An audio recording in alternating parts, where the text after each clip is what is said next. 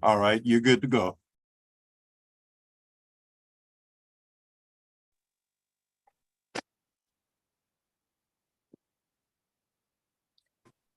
Good afternoon, everyone. My name is Dr. Jasmine Nolan Echols, and I am the chair of the City of St. Louis Charter Commission. I am pleased to call to order this special meeting for the City Charter Commission in order to get the debriefing that we have scheduled on the agenda today. We welcome all members of the public that have decided to join us on this special meeting. The first agenda on the item on the agenda, the first item on the agenda is the roll call that we'll have completed by Secretary Bobo. I believe she's here.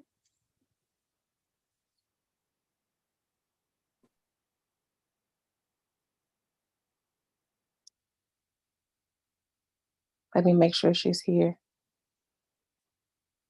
Okay, Secretary Bobo will have to be unmuted in order to do the roll call.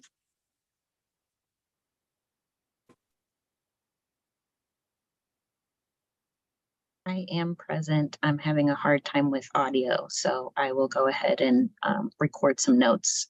But I am watching also from YouTube. Okay.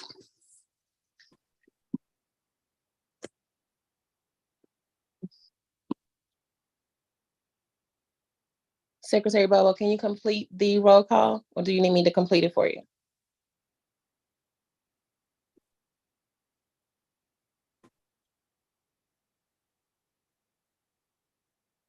Okay, I'll go ahead and complete it. Vice Chair Sheridan. Here. Commissioner Crossland. Present. Commissioner Dwight. Commissioner Garth. Commissioner Grant. Present. Commissioner Intaliaga. It looks like both he and Commissioner Garth are on the attendee list. I see their names there, but they're not panelists. Okay, they aren't able to unmute themselves. They have to be unmuted.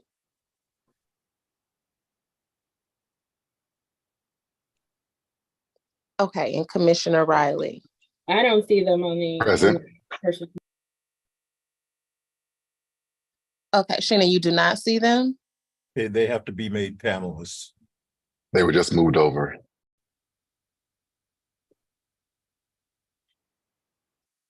So everyone should have received a panelist link.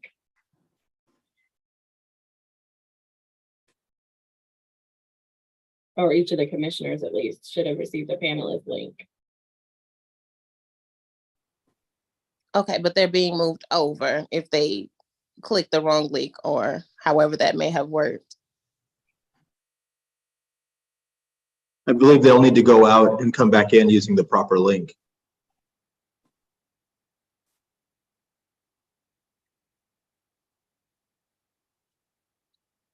Okay, so we need to give them time to do that. Sheena, how would you want to proceed with the roll call given that they have to come out and come back in order to be on the panel? I think you can proceed with the roll call. You need 6 members of the commission to proceed with commission business. And you have everything you need to proceed. Okay.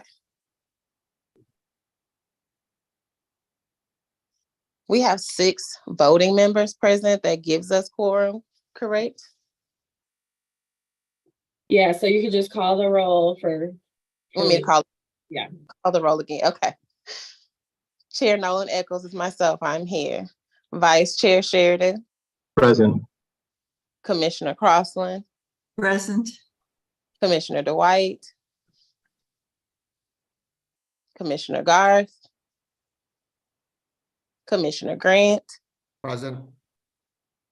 Commissioner Intaliato. Present. Commissioner Riley.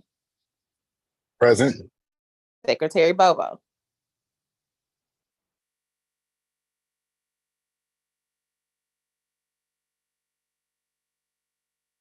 With 6 of the 9 voting members present, we have a quorum.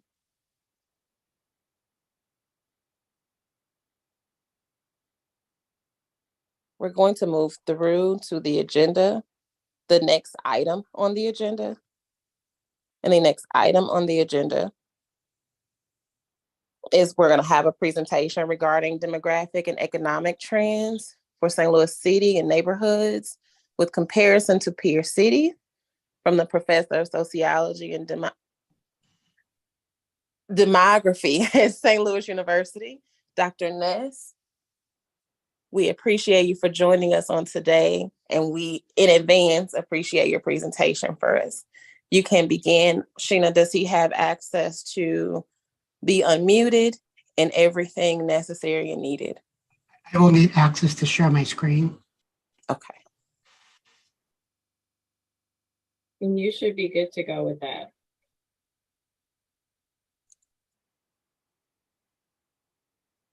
Okay.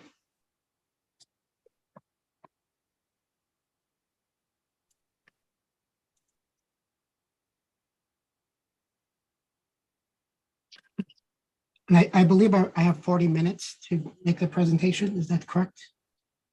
Yes, sir. Okay, thank you. Well, I want to thank you for giving me the opportunity to share research that we have been doing in the city of St. Louis and in the United States in general on demographic trends in American cities. Today's talk is simply going to focus on the city of St. Louis. And I was very intentional with using the word demographic hurdles and prosperity. When we think about demographic changes, and we want to understand if we're trying to change the city population trends to achieve economic and social prosperity, I think that we have to have a good understanding of what some of the hurdles are that are facing the city of St. Louis, and thinking about policies that different types of institutions can talk about. I'm going to present a lot of data, charts, and so I don't expect anybody to remember the points, the specific data points, but there are 5 themes that I hope that you're able to take from this presentation. And that the city itself is going through a lot of demographic transitions. That's theme 1. The theme 2 is that oftentimes we will hear data about the city of St. Louis, but in fact, there are different cities within the city of St. Louis or different districts within the city. And so we'll talk a little bit about that. We do a lot of work in our lab on spatial analysis, looking at these demographic transitions at the neighborhood level, even at very micro patterns. And so we'll talk about some of the new work we're doing. And then the question we get asked a lot is, St. Louis, is it unique or is it different? So in our database, we have over 300 cities that we've been tracking for many decades. And so St. Louis is part of that city. And so today's presentation, I'm just pulling out a handful of cities to kind of show you what the trends look like when you start to compare what's going on in other cities. And then I'll just have a few final comments about some demographic, how we kind of think about the future and what these trends mean. I want to start out with this brief quote about demographic transitions. The fundamental principle of demography is that demographic transitions are an inevitable aspect of change, irrespective of whether individuals recognize, acknowledge, or accept the underlying demographic realities and trends. And so I get lots of questions, or a lot of people will, when I make demographic presentations, will say, I just don't believe it. And my point here is not to try to convince anybody of anything. I'm just simply going to present facts and kind of show what the trends are. I just want to make a brief comment about this presentation and the data analysis. It is limited to the city of St. Louis. And as we recognize that the city boundaries do not, in fact, stop people from moving. People are able to move across the city boundaries for jobs, for recreational activities. And so to really understand what's going on, we need a larger analysis of the metropolitan region. And I'll be making that presentation in a couple of weeks. And so this presentation is just about what's happening in the city boundaries. But we need to be mindful that the St. Louis metropolitan region is a bi-state region, and that we have people moving in and out of the city into the suburbs in Missouri and into possibly Illinois. And then we have a larger analysis that basically is showing new trends of households moving out of the St. Louis metropolitan region. Just a few notes on the data. Most of the data for this presentation comes from the US Census. It's the decennial census, the American Community Survey, and population estimates. And we try not to rely on just one single data source. We try to triangulate the stories that we tell using different databases. The methodology for the American Community Survey and the population estimates are different. And so they should be, in theory, be telling the same story of what's happening. They provide different types of data in terms of why a population is changing. The American Community Survey will provide data on population, households, poverty, education, et cetera. But the population estimates give us information on births and deaths and migration in and out of a city. We also use this data for the Center for Health Statistics to get more detailed information on babies that are born and people who are dying. And so that's an independent source. And then we were able to use data to understand crime in the city of St. Louis. Our database goes back to 2005. Unfortunately, that database is no longer available to the public. And so our analysis of crime has stopped as of 2019 using our algorithms at the micro level analysis. So I'm just going to briefly spend a few minutes. The history of the city of St. Louis, our database goes back to 1840, but I'm just presenting it from 1900. And we can see from 1900, there was an increase in the population here, and it increases to 1950. And then we see a sharp decline to 1980, and then a continued decline in the population to 2020. And this is the decennial data here. We see that a large part of that decline was the movement of the white population that came into the city, but then exited the city after 1950. And then we see a continued exodus up until the 2020 census. We have data for the Black population, and we can see that the Black population was moving into the city up until 1970. And then similar to the white population, we see a decline of the Black population here. So the next chart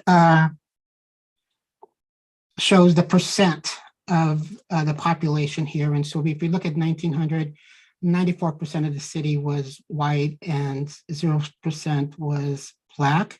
But if we fast forward over time, we see that around 1990, the city was becoming equal, but we now start to see, and then when we got the 2000 census, the majority of the residents in the city were Black, and 45% were white.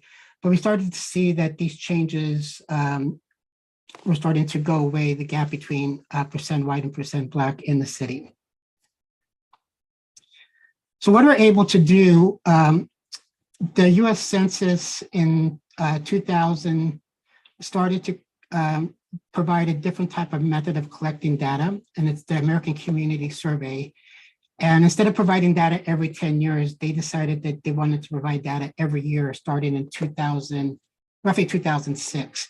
And so we have a population estimate every year of large cities in the entire United States, large geographical areas. And so what we were able to do is provide, these are population estimates. And so there's a top estimate and a bottom estimate of the population. But if we just look at 2010 data, we can see the one-year estimates for the city corresponds very closely to the US Census data here. That is a decline year by year of the population of the city of St. Louis. If we look at that same data, but use a different database using the population estimates, which is based on births and deaths and in-migration and out-migration, we get a very similar number here. It's a 10% decline, and that's the city population from 2000. This is 2011 data here. So the overall trend is that the year-by-year data is showing that the city is experiencing population decline.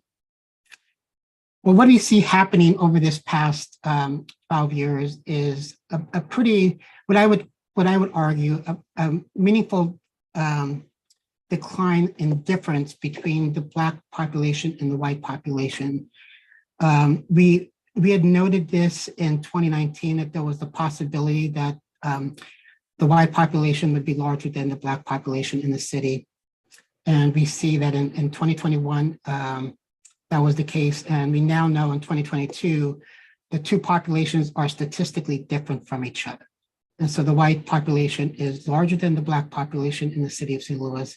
And that gap, the trend shows that that gap is going to continue, at least for the near foreseeable future here.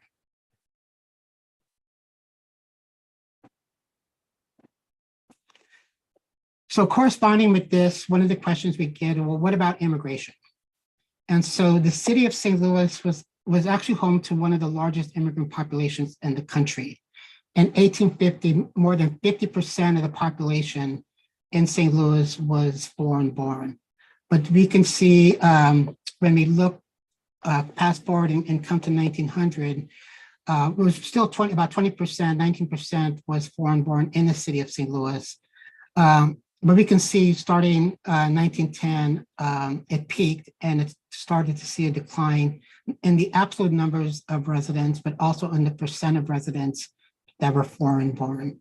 We do see a peak in 1970 where the foreign born population was starting to come in, especially by 1990, we start to see numbers increase and the percent is increasing here. But our one-to-one year estimates show us mixed results. And so there's a lot of noise in the foreign born.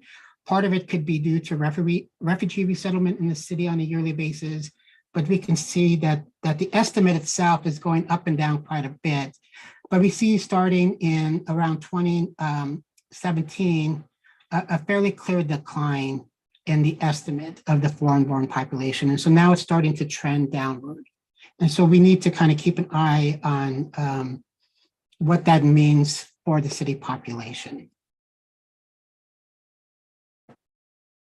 So if you go back to the population estimates, this is considered the gold standard to try to get an accurate understanding of population in a geographical area. And so this was the latest population estimate. These numbers are a little bit different than ACS because these are from July to July and the estimates are from January 1 to January 1. But what we see here, what's important here is that it's showing that the city is losing population, but it's one of the few counties, I'm using this as city county, it's one of the few counties that actually has positive natural population growth. And this has always been true of the city of St. Louis. They've always had more babies born than people dying. But I'm going to show another slide that's changing in many respects to excessive deaths that happen in the city over the past few years. The challenge for the city from the population estimates is that it's losing people. It's losing people. It's the second largest loss behind St. Louis County in terms of residents who are leaving the city. Now, some of those residents, we can use another database to show that they're actually moving to St. Louis County. But then we have residents who are leaving St. Louis County who are leaving either to St. Charles County, Lincoln County, or we now have evidence that both the white population and Black population are leaving the region of St. Louis. What we were able to do is use the birth and death data to get a sense of natural growth. And as I mentioned, the St. Louis City County had fairly large numbers for natural growth when you compared it to the peer counties. But we see that over time, and this was 2007, we had the great demographic shock of the 2008 recession. And this trend was true for almost every city in the United States. Births were going up, fertility rates were going up. The recession happened in 2008, and a pretty significant decline happened. a little bit of bump there, but we see overall the rate of natural increase started to decline. And then we see COVID here, right? This is 2019 is COVID, a little bit of a bounce here. And so I left 2022 out to kind of give you a sense of what the future may hold. The 2022 birth data has been released in the past couple of weeks. The death data has not been released, but the birth data does show that births are down. And so we should expect, I don't think this is going to go to zero. I think St. Louis City County is going to be one of these few counties in the region that actually has positive natural growth, but it's very small now. And so this is something that it is possible in 5 to 10 years, if the trends I'm going to show you in a few minutes continue, it is possible that in the city of St. Louis, you will have more people dying than are being born. And it's a possibility now. So if we actually look at year by year births, we can see that if we go to 2007, we had 5,348 births. It increased among all racial groups. And then if we look at the births for the city, it's declined, but we see it for the Black and white mothers, significant declines in the number of absolute births here. To the point that, and I'll talk about this more, if these trends continue, it is possible that we will have more births to white mothers than to Black mothers. And that would be a significant demographic change for the city. And if it happens, it could happen as early as 2026, 2025, where the number of babies born to white mothers will outnumber the number of babies born to Black mothers. We've also picked this up. These are the birth rates. And so this, again, they're declining. The slope for the Black mothers is a lot larger than it is for white mothers. But we have, we're already seeing, we get month-to-month data, and we're already seeing that these trends appear to continue. And then if we look at fertility rates, we can see a decline in fertility rates between Black and white women. Now this chart shows the number of females in the ages of 15 to 44 in the city of St. Louis. And I think it highlights a trend that's been happening, and we see it in household formation. And that white women between the ages of 15 to 44 now outnumber Black women between the ages of 15 to 44. And so this is why when we look at those birth projections, we say it is a possibility that babies born to white mothers could outnumber babies born to Black mothers if this trend of the Black female population continues and shows an exodus out of the city of St. Louis. And there appears to be no end of this point yet. We don't think that this is going to stop anytime soon. So one of the things we look at is household formation. And so those charts were about people, about residents. But we have different types of household formations that exist. And so even though this is the paradox of the city of St. Louis, and it's a paradox of many cities, even though it has a shrinking population, the number of households have increased in the city, right? So this is a paradox. How is it possible that we're seeing a population shrink, but the number of households have increased? And the answer is we're having, if you just look at it without race, we see that family households are roughly the same, but we start to see big changes in non-family households, especially male households in the city of St. Louis. And so that's going to partly explain why we see this change happening. This is household type by race. And so now we start to see about 50% of the households in the city of St. Louis are white. And so it is possible in the next ACS, it will show a clear majority of the households in the city are white households, or at least in the next two to 3 years. That's the trend. And it has to do with, I'll show in a minute, that there's a certain type of household that's leaving the city of St. Louis, and it's going to be this household here, female-headed households with children. We're going to see are leaving the city in fairly large numbers. So this graph just shows you the change in household by race. And so if you just want to pay attention to this chart, that really basically shows you the main theme of demographic change in the city of St. Louis. White households have increased by 4,688, and Black households have declined by 5,489 over this 12-year period. It's not even a close. These are two demographic trends that are happening in the city over this past 12 years. We can see it in family households, Black family households, where it's from, and then it's female-headed household, 6,107 households, a decline there. And so we do not, and then you see it for the white households, it's non-family households and households living alone. So the city itself is going through a pretty significant demographic transition along racial lines in terms of household formation. If we look at people who live in the households, so instead of just looking at the housing unit, the people who live in households, we can see the decline here. So again, the Black population was larger than the white population, but we see the declines here. And so this is total population here. The next chart will show it by Black and white. And we clearly see here the number of people, what those 5,000 households basically represented was roughly 39,000 people leaving over that time period. And that corresponds to the individuals there. And it's family households. And the biggest loss in households is in female-headed households that have children, right? And so the city of St. Louis is losing they're losing the Black families with children. I'm just going to present one chart here. So if that's the case, then we should see this in school enrollment. And so the ACS data clearly shows that there's been a significant decline in school enrollment, roughly 28% decline from 53,000 to 38,000 in total school enrollment. I break it down by public versus private.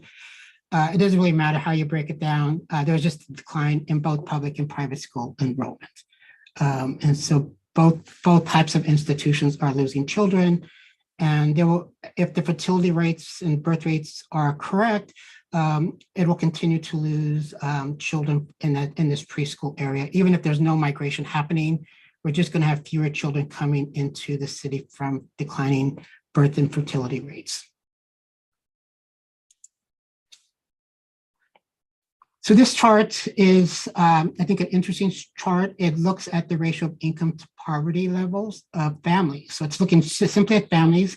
And so if you go back to the previous chart, there was very little change in family households between 2000 and 2010 for the city as a whole. The change is really by race between Black and white. But what we see here is that the poverty rate has declined tremendously for the city of St. Louis. The family poverty rate has gone from 20% to 13%. So this is roughly a 7-point percentage decline or 36% decline. And we see that those who have a ratio of 2 and over, so these are fairly well-off families, has increased from 38,000 families to 46,000 families.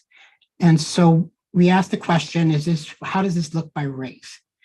And I'd simply look at one group here, and that's a Black female household with no spouse present.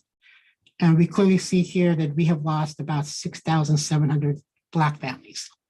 And we can see the families that were below poverty and the families that are above poverty. And we don't see this for the white families, right?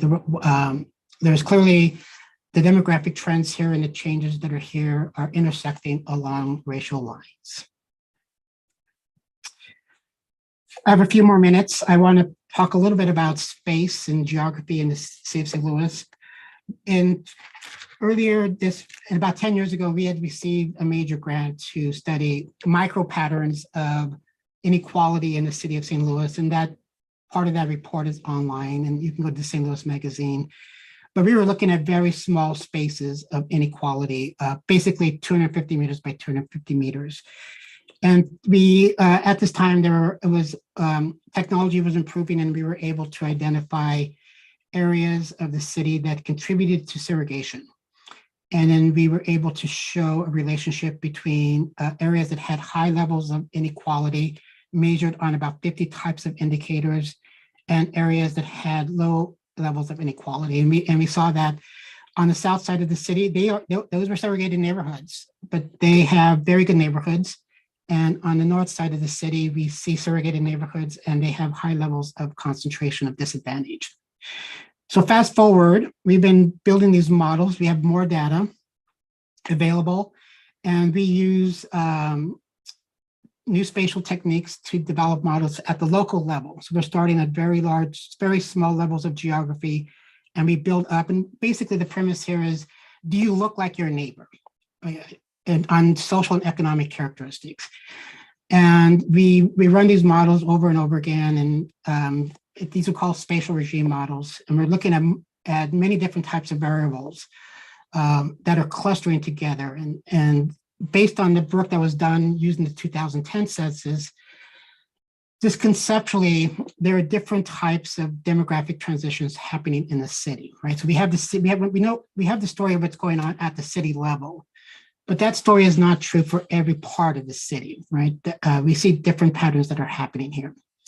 And so there's one part of the city it's losing lots of people, right? This is the north part.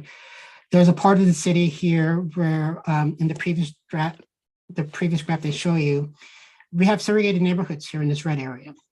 But there's a tremendous amount of concentrated advantage in this area. This is these blue areas, Midtown, downtown, Central West End. Lots of investment, lots of people are moving into this area. And then we have this area here that we call unknown. And the reason we call it unknown is because when we run our statistical models, it's not able to really tell us what's happening there. It's like anything can happen. And so we just say that the future of St. Louis in many respects depends on what happens in this orange area. There are lots of families. There are lots of families in this orange area.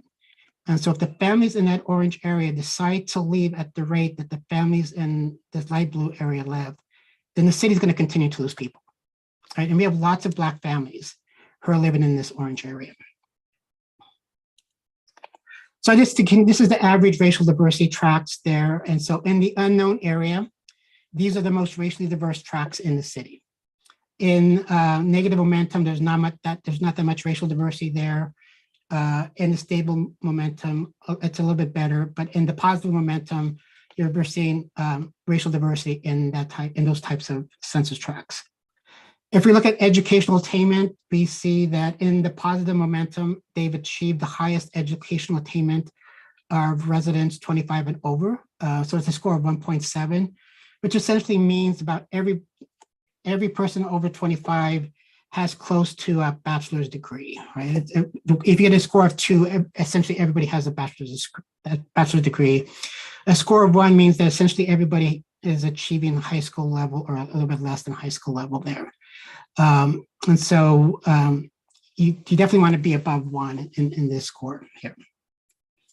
If we look at the average poverty rates, we see in the unknown, it's 90%, the negative momentum, 30%, the stable neighborhoods, 12%, and the positive momentum is 24%.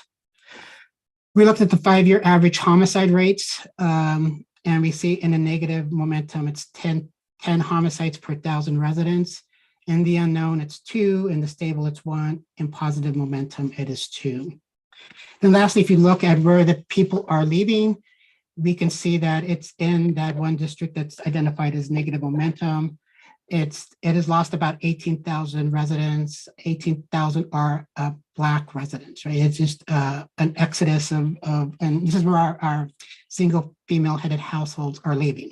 They're leaving that part of the city, perhaps out to the suburbs, or even moving outside of the St. Louis metropolitan region.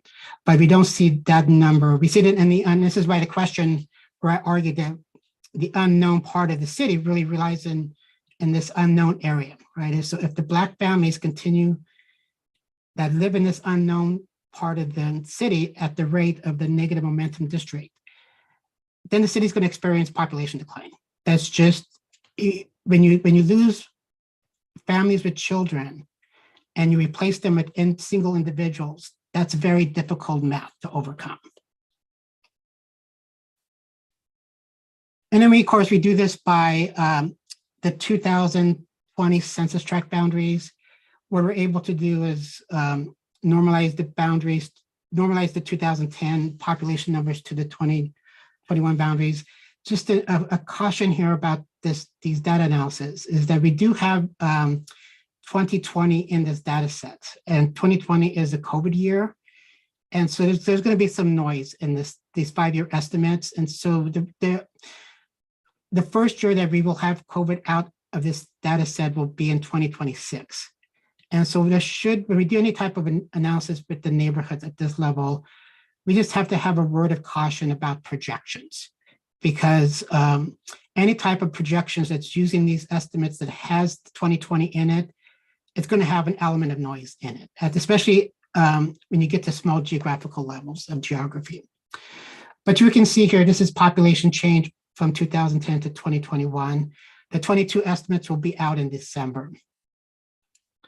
If you look at it for Black population change, everything that is shaded light red or dark red are neighborhoods, are census tracts that have lost the Black population, and everything that is light blue or dark blue are neighborhoods that have gained Black residents here, right? And so we probably do see some migration from the north part of the city down to the south part of the city as well.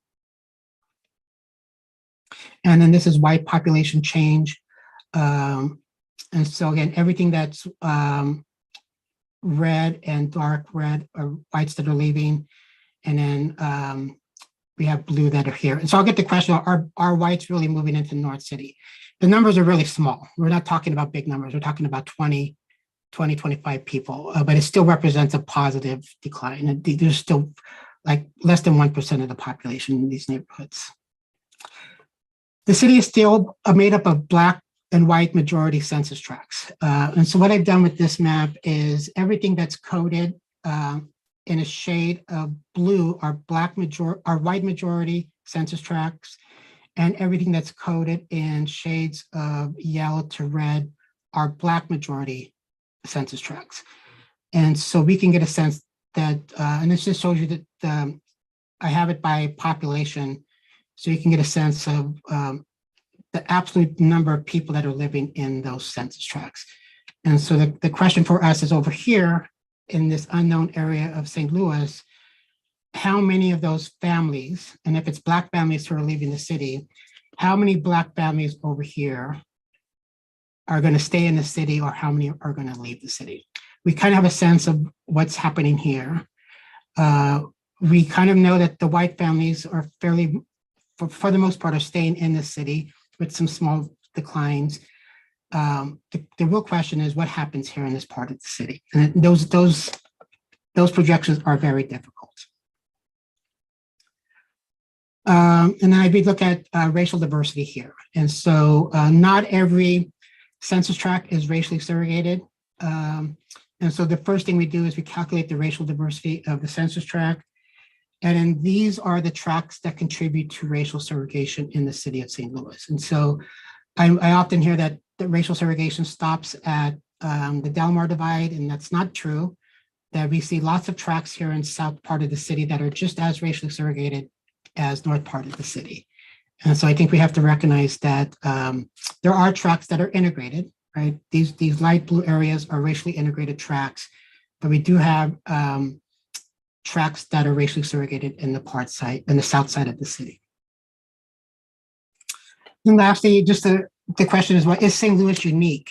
And so just to keep it simple, I'm just going to compare it to Baltimore, Buffalo, Cleveland, Pittsburgh, and Milwaukee. We have a list of about 25 cities that we actually compare St. Louis to, but it wouldn't, for purposes of these charts, you wouldn't be able to see the trend here. And so we can see for the most part, most of these cities experience population decline. except Buffalo. And and Buffalo was in the urban studies literature. Buffalo has always been the city that said that we use as a benchmark of how much of a population that you can lose and trying to regrow your population here. So I'm going to come back to Buffalo here because this is a pretty remarkable story what's happening in Buffalo. We can see it by race. So this is no surprise here. So the question that I get asked is, okay, so if Buffalo's experienced a decline in the Black and white population, why is it experiencing an increase in its total population? And the answer is very clear that Latinos have discovered Buffalo. Latinos are moving to Buffalo in fairly large numbers. And then we have the second group is Asian, but it's not as large as Latinos. And so Buffalo's rebirth as a city in many respects is largely related to Latinos finding the city of Buffalo, making their home Buffalo, and then followed by the Asian population. This is change in households. And so we do see for white and Black, for Baltimore, St. Louis, Buffalo, Cleveland, Pittsburgh, Milwaukee, we see that the Black families, Black households are in decline. And St. Louis really is this anomaly here in terms of white households during this time period, a small increase from 2010. Changes in family household, when we break it by white and Black, we see in Baltimore, Black families, we see a change, a positive change there. But for St. Louis, Buffalo, Cleveland, and Pittsburgh, they basically have the same change for Black families. And then in Milwaukee, we see that white families are declined there. Then we look at non-family households. And again, this is happening across almost every city in the United States. White single people are moving into the cities. There's a whole discussion on the creative class, but we see it here, but in a small decline here in Milwaukee. So this is fairly consistent. What we see here in St. Louis, it's not unusual. We see this happening in other cities. I know I'm getting close to my time being out, so I just want to end with a few comments. I think we should anticipate for at least the next year, maybe even 2 years, that the city will experience population loss. It usually takes about 1 year to 2 years to turn those numbers around. We will know on July 1 when the population estimates are already over because the time period ended in July of this past year. So right now they're just processing the data. So we'll know if the population estimates on July 1 show a decline in the city, then we can pretty much be in a safe area that the decline is coming from Black female-headed households. And that data is released in September. I think the long-term changes, we don't know, we cannot predict, but it really is, there are lots of families that can still leave the city of St. Louis. There are lots of Black families that can still leave the city of St. Louis. And so we have to have a better understanding of why they're leaving. Are they being pushed out of their neighborhoods? I think this is not part of this research, but there's been a lot of discussion about Airbnb places in the city of St. Louis. And I think it's a fair discussion that there may have been some conversions happening where a lot of places where female-headed households were living were pushed out, and they were pushed out for these short-term rentals. And I think that's a very positive research question that we should explore in terms of what has happened and why is one group so sensitive to demographic change. I think we need to be prepared. It's already happening that white households are going to be the majority of households in the city of St. Louis. Unless something changes, the white population will again be the majority in the city of St. Louis. We'll know if that trend is correct. We'll find out in about 2025, 2026 with babies being born. If white babies outnumber Black babies in 2025 or 2026, then the trend is going to be that the white population will be the majority, 50% of the population in the city of St. Louis in the near future. Household formation, if the trends continue, we're going to continue to lose Black families with children. And they're essentially being replaced with white single-headed households, primarily males. And that change between Black families and single white families has an impact on the socioeconomic profile of the city. We should be prepared. It is possible, it's now in the realm of possibilities, that the city of St. Louis will have natural rate of decline. It'll have more people dying and being born. It's a possibility. When you replace your families with children and you replace them with single people, you no longer have, or you're losing your babies. And so we need to understand that is now this is a possibility for the city of St. Louis. And then we have to understand that we're losing cohorts. We can see specifically with these Black female-headed households that are leaving, we can see it with the female population age 15 to 44, a pretty sharp decline, different than its counterpart of white females in those same cohorts. And so we truly have to understand what that means for the long-term demographic profile of the city if this continues. So the city has demographic hurdles. It needs to help Black families stay in the city of St. Louis, especially those with children.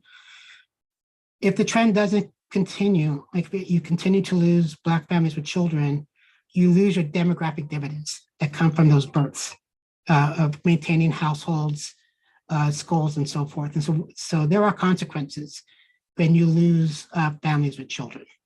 And I will stop there. If you have questions, I'm happy to share the PowerPoint with you. Just send me an email, ness@sandoval@slu.edu. I don't know if we have time for questions, but my 40 minutes is up. Thank you, Dr. Sandoval. We truly appreciate you, as I stated before. I know we have possibly 10 minutes. We do not have any public comment, but I would like to open the floor to any public comment as the next section on the agenda. I don't know how we would get any of the public members to come off of mute, but if we could start to identify them, if there is any public comment at this time for the last 10 minutes meeting. Chair Echols, I'm not sure that this particular Zoom is set up for that necessarily, based on my knowledge of the technology support right now. I'm thinking that's the case too. I just Okay. wanted to make sure I covered it as it's number 3 on the agenda. Understood. Okay. Okay. Okay. Go ahead. Okay. I don't know who Thank that you for was. the opportunity to present, and please feel free to contact me if you have more questions. Dr. Sandoval, if you could, we'll email you immediately following this presentation so that we can get the slides, even though this was recorded for us. In order Sure. for us to utilize it, we'll be sure to be in contact with you for the slides. And again, we Okay. truly, Thank you. no problem. Are we to ask questions now? You could, Commissioner Riley. Okay, I just have a few. Thank you Sure. again for the presentation. Thanks for the team for pulling this together. It's been very helpful for me as commission member and resident of the city. First question I have is on earlier slide, there was a bar there around other family change. What does other family mean? It can be a combination of different types of household formations that are there, and so it's a very small number. It could be a step parent taking care of children. It's a very small number. Secondly, does the census include students or just tax-paying, land-owning residents in the city? So the estimate will include, the ACS includes students. The poverty estimates will try to take college students. Well, I'm assuming your question was about college students. So the AC estimates will include college students in the estimate. But the college students are taken out of the poverty estimate because the argument is that their poverty, most of them will come up as living in poverty, that their poverty is different than somebody who's working and are still in poverty. So this was a change made by the census. It'll say eligible households or eligible people. So they actually take out, I believe, people who are incarcerated as well in the poverty statistics. And then lastly, with the birth rates, does that include babies that are born in the city whose families don't reside in the city? So if I drive to Barnes, I drive to Children's. Now, these are mothers who live in the city. And so it is impact. You could have some mothers where the baby was born in St. Louis County, but the fact that the mother lived in the city, the birth is recorded in the city.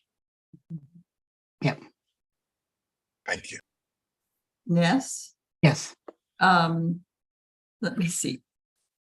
Our charge this year is to try to be able to identify recommendations for the charter, which, as we know, is old and obsolete in parts. Updating is important. What you've offered is some, I think, pretty startling information about what's been happening in the city in the last decade or so, but also the trends from much earlier. Have you gotten any information as part of the data that you've been collecting, particularly about the people who are leaving, that might reveal areas that we as a charter commission might be focusing on to try to be able to help staunch the outflow, if we want to call it that? I would guess that education and crime are obviously very high up, but what other kinds of issues have been revealed at this point as reasons for leaving? I think at least what I've heard anecdotally was when, I believe it's when Normandy Lots is school, when Normandy Lots, it's accreditation and students are allowed to go to other school districts. Literally overnight, Black families left the city to move to Normandy because they wanted their children to have access to the suburban school districts. And the only reason I knew about it is because people were calling me up and asking me what was going on, why so many Black families were moving from the city to Normandy. And so I think that there is anecdotal evidence that that mothers, when they make the decision to move or making the decision, the calculus has to include the opportunities for the child or the children. And so I think we clearly see it, that the Black mothers are missing in the city of St. Louis from 2010. And these are small numbers every year, but the numbers add up to, and so we want to make sure, so is it an issue of affordable housing? How many lost their housing through a conversion through Airbnb? How many are seeing other types of opportunities happen in the suburbs? But we clearly know that that's happening. And so the data sets, the IPUMS data, which is the ACS, what I'm providing is the data that's available to the public. The IPUMS data is going to be available for this year in about a month. And what the IPUMS data will allow us to, it's looking at every individual. And so if we can go in and identify people who used to live in the city of St. Louis, where are they living now? And how many of them were Black female-headed households? Are they living, we'll just know, we don't know the city, but we'll know the Puma area that they moved to. And St. Louis County has a couple, St. Charles has a couple. I think it's pretty clear that we are seeing some movement out to the city, to St. Louis County, but now we're starting to see some movement out to St. Charles County because we've seen an increase in Black births out there. And so there's clearly some movement going further west to try to find affordable housing. And I think we have to really understand that schools are very important. And if there's a perception that there's instability and not knowing where your child's going to go to school next year, you're probably going to make the move to go to a school to go to a place where there's stability in the school district. Dr. Ness, do you have any supporting data or research around the Black families being pushed out of the city, whether it's family-led or male-led or woman-led? Do you have any data or research supporting that? We have all we can say, using these data sets here, all we can say is that the population is declining. And that's the primary reason why the city is losing people. It's losing Black families with children. And we can see it with the births. We can see it with the mothers and babies being born, that number is declining.